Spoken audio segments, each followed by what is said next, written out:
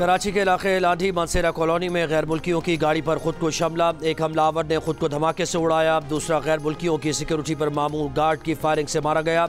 हमले में जख्मी एक सिक्योरिटी गार्ड दम तोड़ गया, एक सिक्योरिटी गार्ड और एक राहगीर जख्मी।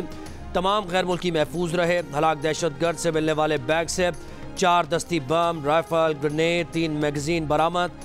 वज़ीर आज़म शहबाज शरीफ की वाक़े की मजम्मत का, दहशतगर्दी के मुकम्मल खात्मे तक चैन से नहीं बैठेंगे।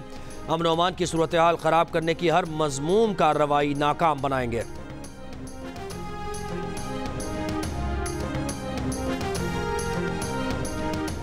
अंदाज़ा नहीं था कि फैज़ाबाद धरना ये सूरत हाल इख्तियार कर लेगा।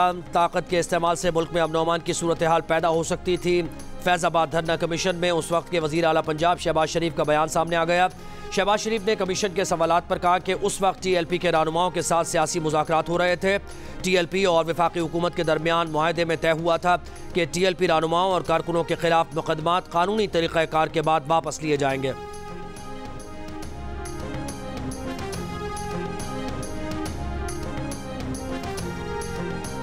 सदर मुमलिकत आसिफ अली जरदारी के खिताब के दौरान गैर पार्लिमानी ज़बान इस्तेमाल करने पर जमशेद दस्ती और मोहम्मद इकबाल की रुकनीत मुअत्तल। स्पीकर अयाज सादिक ने कहा, जमशेद दस्ती और मोहम्मद इकबाल ने असम्बली कवायद की खिलाफ वर्जी की।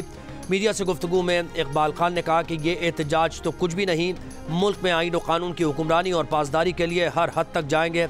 एहतजाज का सिलसिला आगे भी जारी रहेगा।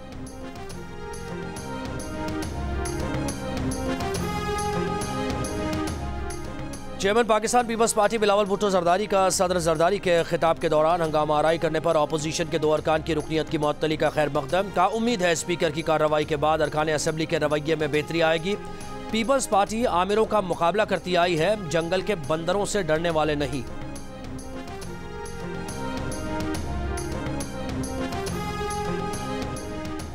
PTI की हिमायत याफ्ता सुन्नी इत्तेहाद काउंसिल ने पब्लिक अकाउंट्स कमेटी के चेयरमैन के लिए शेर अफजल बरवत का नाम दे दिया। चेयरमैन PTI बैरिस्टर गौहर ने कहा, अददी एतबार से असम्बली में सुन्नी इत्तेहाद काउंसिल के मेंबरान ज्यादा हैं। सुन्नी इत्तेहाद काउंसिल को चेयरमैन PAC मिलना चाहिए। कौमी असम्बली की 35 वजारतों की कमेटी से मुताल्लिक़ खत के जवाब में अपने अरकान के नाम स्पीकर को देंगे।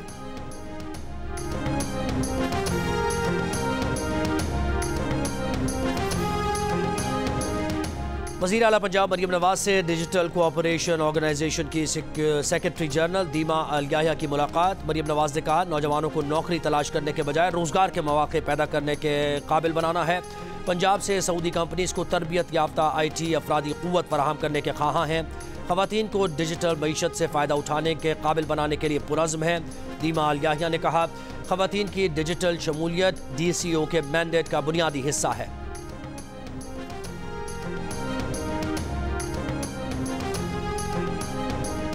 अडियाला जेल में बानी PTI और बुशरा बीबी के खिलाफ 190 मिलियन पाउंड केस की समाअत। एहतसाब अदालत ने बुशरा बीबी के तिब्बी मुआयने की दरखास्तें मंजूर करते हुए 2 रोज़ में बुशरा बीबी की एंडोस्कोपी और टेस्ट निजी अस्पताल से कराने का हुक्म दे दिया। एहतसाब अदालत के जज नासिर जावेद राना का कमरा अदालत में निस्फ इजाफी दीवारें फौरी ख़त्म करने का हुक्म। जेल इंतजामिया को हिदायत दी कि जब तक दीवारें हटाई नहीं जाती समाअत आगे नहीं बढ़ेगी।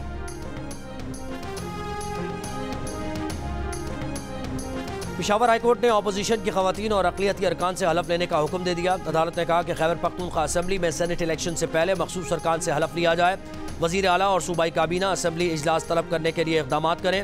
आइन के आर्टिकल 105 के तहत 14 दिन के अंदर KP असम्बली का इजलास तलब किया जाए। मखसूस नशस्तों पर नौमुंतखब अरकान को हलफ से रोकना आइन की खिलाफ वर्जी है।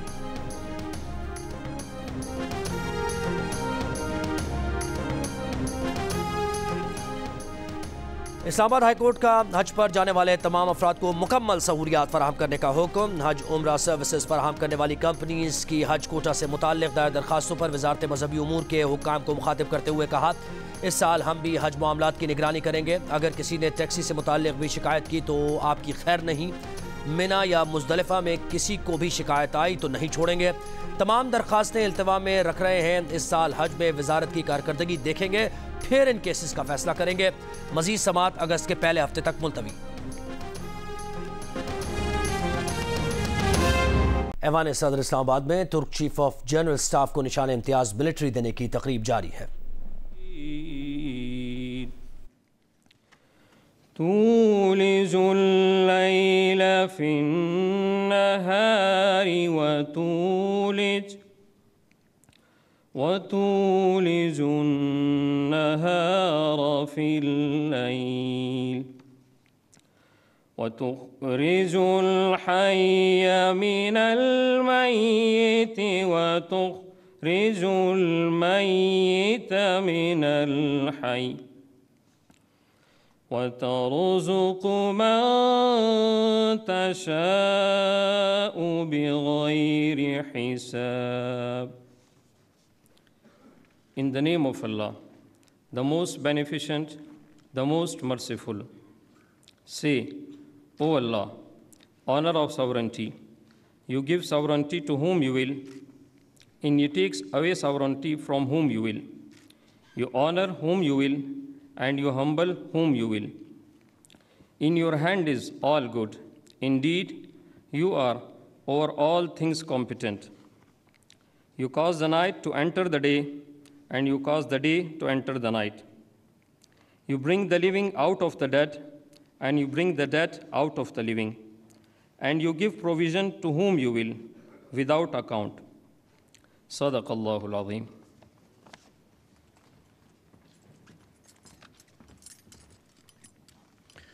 I now request General Metin Gurak, Chief of Turkish General Staff, Republic of Turkey, to please come forward.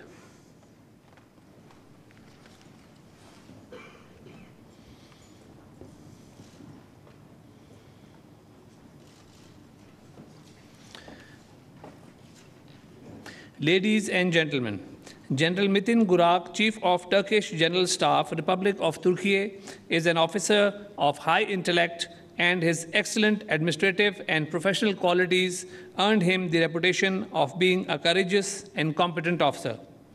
General Metin Gurak has played a vital role for implementing peace and stability around Turkey. Ladies and gentlemen, General Gurak, during his outstanding military career, served on different staff and command appointments, which prominently include Commander of 2nd Armored Brigade, Chief of Communication Department of TGS, Commander of Military Academy, Commander of Army Aviation School, Commander of Army Aviation, Commander of 4th Corps, Commander of Land Forces Tredok Communication Service Support Training, Chief of Staff of Land Forces Command, and Deputy Chief of Turkish General Staff. In recognition of his excellent service and outstanding achievements, he was elevated to the rank of General in 2020 and served as 2nd Army Commander before being appointed as Chief of Turkish General Staff in August last year. Ladies and gentlemen, General is a sincere and close friend of Pakistan. He has played a prominent role in promoting and strengthening defense relations between both brotherly countries. In recognition of his illustrious services, the President of Islamic Republic of Pakistan has been pleased to confer the award of Nishan-e-Imtiaz Military upon General Metin Gurak, Chief of Turkish General Staff, Republic of Turkey. I now request the General to please come on stage and receive the award of Nishan-e-Imtiaz Military from the President of Islamic Republic of Pakistan.